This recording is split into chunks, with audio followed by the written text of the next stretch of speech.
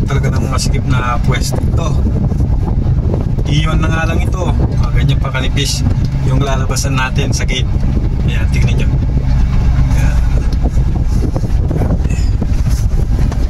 So ayan. Yun, nakalabas na. Diretso na tayo. Ito na yung barangay namin, no? Pupunta tayo ng bayan para kunin yung CPU na pinagawa natin, no? Para makapag-service na ulit, no? Ang daming nagpapaprint. Daming pumupunta sa bahay na nagpapaprint. Pero yung kaya lang nating trabahuin ngayon ay yung mga Xerox lang muna. Kasi nga yung computer natin ay nagkaroon ng problema na corrupt yung window niya, no? So see you guys mamaya.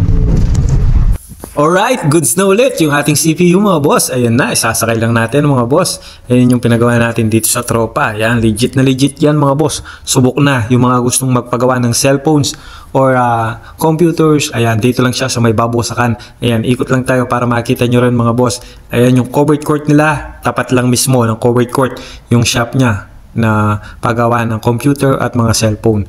Ayan mga boss, so biyahe tayo, pupuntang bayan ulit. Dito, malapit lang naman to. Dito mismo yan sa bayan, no?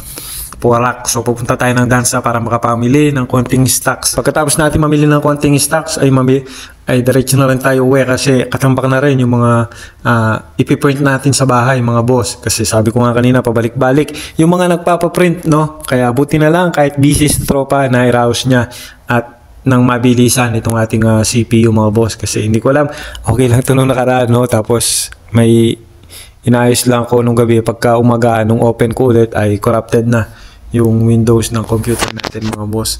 So ayun, nakala ko simpleng simpleng linis lang yung kailangan kasi grabe talaga yung alikabok dito sa Porac, lalo na sa barangay namin, no? Barangay Hacienda Dolores mga boss. Yan, shoutout sa inyong lahat na matiga Hacienda dyan.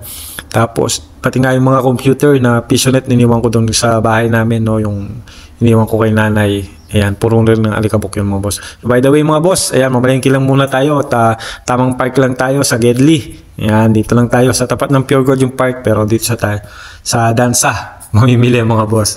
So ayan, pasok na tayo. Then diretso na. Mamili ng stocks mga boss. Kukuha lang ako ng asukal dyan. Then yung mga ibang kailangan pa na para sa tindahan, no? Para sa amin na rin. Kasi matumal naman talaga mga boss, matumal yung sari-sari store, no? Sa totoo lang, yung mga may sari-sari store dyan, alam nyo yan, na konti lang naman yung kinikita talaga natin sa sari-sari store mga boss, para ma-rouse lang ba. Tapos na medyo lang nakakabawi talaga ako dito sa pagpaprint. Yan, sa pagpaprint lang tayo nakakabawi, at yung pagtitinda natin gas mga boss, ng gas, no? Kaya hindi natin mapapabayaan yun, yung pagtitinda ng gas mga boss. So yun, malaking na itutulong sa atin nung pagre-refill ng gas na yun sa mga bote, no?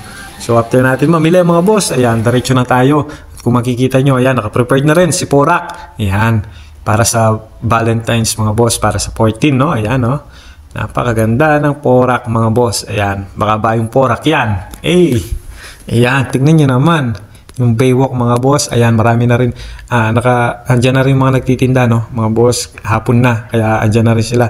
Yan yung mukha ng Porac ngayon mga boss, ng Baywalk, no? So piniprepare talaga yan, yung Baywalk na yan, sa kada season, no? Kada iba't ibang klaseng okasyon ay inaayos talaga yan mga boss.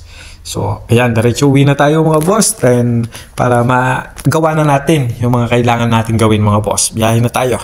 Right. So ganun kabilis yung biyahe natin mga boss. Ayan, nandito na tayo para ilagay yung ating CPU dito sa kanyang monitor para ma-open na natin. At ayan yung resulta mga boss. All goods na mga boss. Solid talaga. Shoutout sa iyo, Sir Ryan. Pare, thank you. At goods na yung computer natin. At marami na naman maipiprint to. Ayan, thank you. Maraming salamat sa inyong panonood. Yan lang. Nandito na lang. Bye-bye.